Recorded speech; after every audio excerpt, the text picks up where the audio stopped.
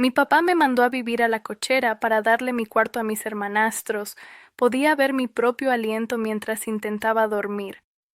Afuera de la cochera había -3 grados, mi calentador se había quemado y yo temblaba debajo de 3 cobijas con gorro y guantes puestos, y mientras yo me congelaba, mis hermanastros dormían en cuartos con calefacción, en camas nuevas, en MI casa.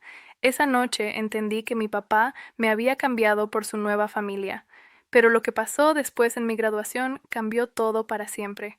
Hola, me llamo Fernanda, tengo 18 años, acabo de graduarme de la preparatoria aquí en México y esta es la historia de cómo viví 2 años en una cochera mientras mi madrastra y sus hijos vivían como reyes en mi propia casa. Para que entiendan todo, necesito contarles cómo empezó esta pesadilla. Mis papás se divorciaron cuando yo era niña. Desde entonces viví con mi papá en una casa de 3 recámaras en una colonia tranquila. Él tenía la habitación principal, yo una recámara bastante amplia que había decorado a mi gusto, y había una habitación de visitas más pequeña. Todo estaba bien hasta que mi papá se volvió a casar cuando yo tenía 15 años. Su nueva esposa se llama Chelsea, tiene 40 años y llegó con sus 2 hijos, Diego, que entonces tenía 16, y Natalia, de 13. En cuanto se mudaron, Chelsea empezó a repartir la casa como si fuera suya. Dijo que como Diego era el mayor y hombre, necesitaba un cuarto grande para tener su espacio. ¿Y cuál era el cuarto grande? El mío. A Natalia, por ser la pequeña de la casa, le tocó la habitación de visitas. ¿Y yo? Yo me quedé en el aire. Mi papá no dijo absolutamente nada. Solo se quedaba ahí parado, incómodo, sin defender a su propia hija. Ese fue el primer momento en que supe que algo había cambiado para siempre. Entonces a Chelsea se le ocurrió su brillante solución. ¿Por qué no adaptamos la cochera para Fernanda? Sería como su propio departamento independiente, súper moderno y con privacidad. Mi papá, que siempre ha evitado los conflictos a toda costa, aceptó sin pensarlo 2 veces. Me prometieron que quedaría increíble, que lo iban a acondicionar bien. La realidad fue muy diferente. Solo pusieron un tapete viejo sobre el piso de cemento frío.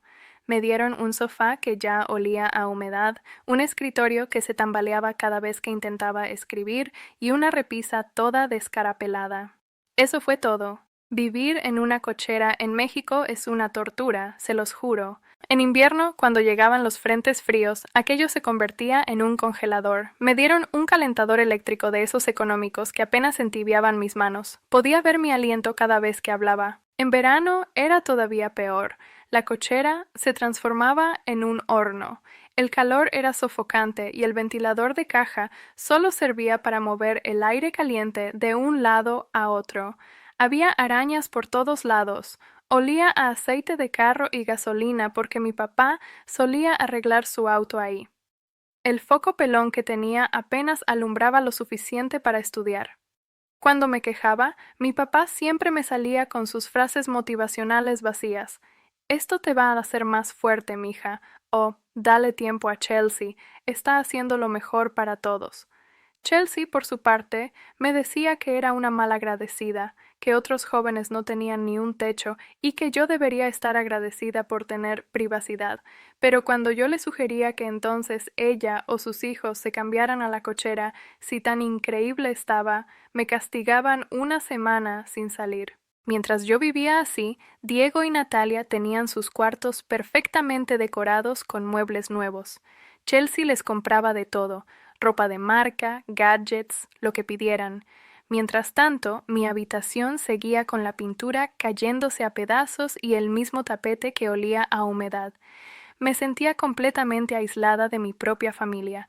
Si no salía a cenar con ellos porque estaba estudiando, Chelsea me llamaba antisocial y decía que me escondía en mi cueva. Pero la realidad es que para cuando cruzaba el patio hacia la cochera, la comida ya se había enfriado. Terminaba cenando sobras frías, sola, mientras ellos veían películas en la sala con calefacción. El peor momento llegó hace aproximadamente un año. Hubo una helada terrible, esas noches donde la temperatura baja a casi 0 grados, y justo esa noche mi calentador eléctrico se quemó. Estaba tiritando debajo de 3 cobijas, con gorro y guantes puestos, pero el frío me calaba hasta los huesos. No aguanté más y tomé una decisión que cambiaría todo. Me metí a la casa principal y me acosté en el sofá de la sala.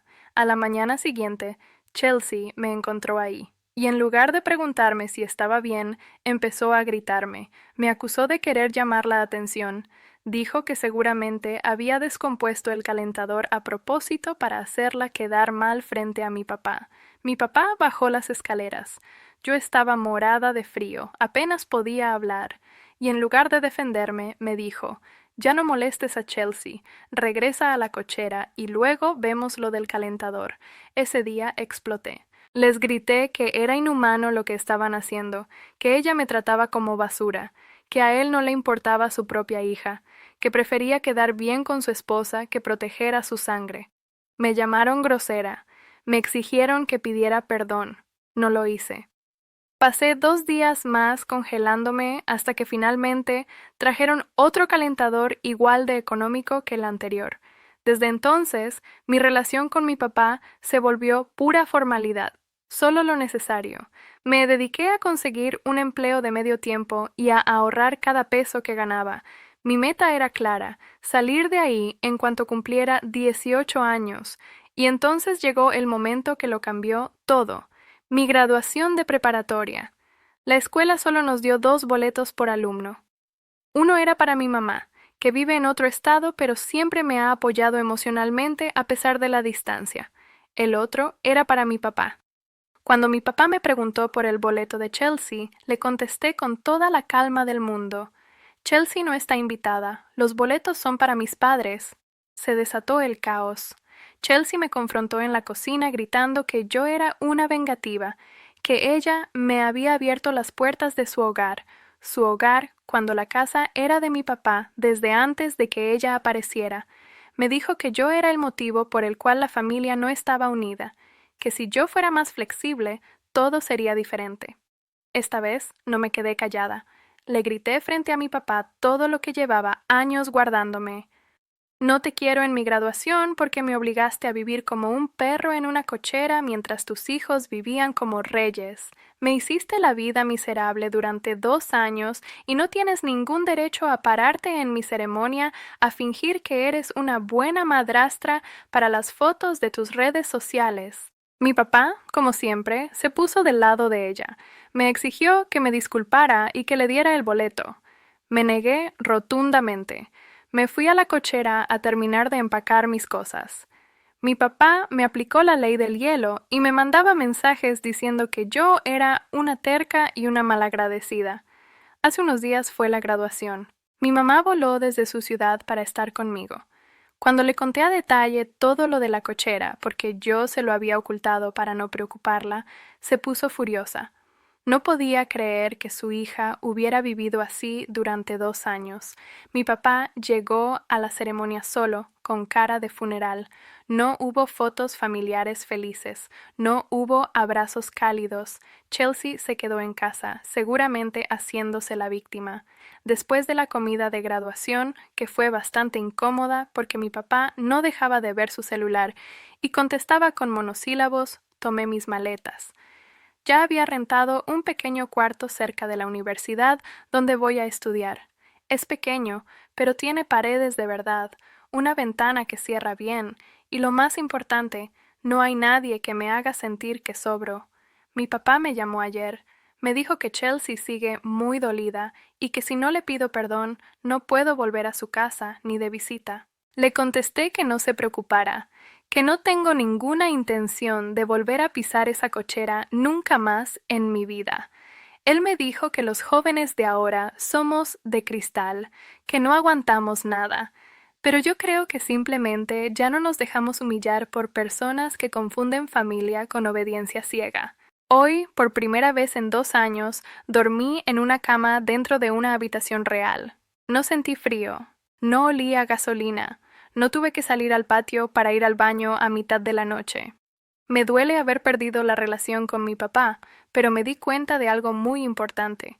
Él me perdió a mí el día que dejó que me sacaran de mi propia recámara sin decir una sola palabra. A todos los que están escuchando, quiero decirles algo que me costó mucho tiempo entender. No tienes que aceptar maltratos solo porque vienen de tu familia. A veces los padres eligen a sus nuevas parejas por encima de sus hijos. A veces las personas que deberían protegerte son las primeras en hacerte daño, y está bien alejarse. No te hace mal hijo ni mala hija, te hace alguien que se respeta lo suficiente como para decir, merezco algo mejor. Si están pasando por algo similar, aguanten, trabajen duro, ahorren, y cuando puedan, vuelen de ahí, porque la verdadera libertad empieza cuando dejas de vivir en espacios donde te hacen sentir que sobras. Y recuerden, no son de cristal por poner límites, son valientes por atreverse a decir basta. Ahora quiero saber de ustedes, ¿alguna vez sintieron que su familia los hizo a un lado? ¿Cómo lo manejaron? Déjenme su comentario, me encantaría leer sus experiencias. No te olvides dejar tu like y seguirnos para que no te pierdas ninguna de nuestras historias.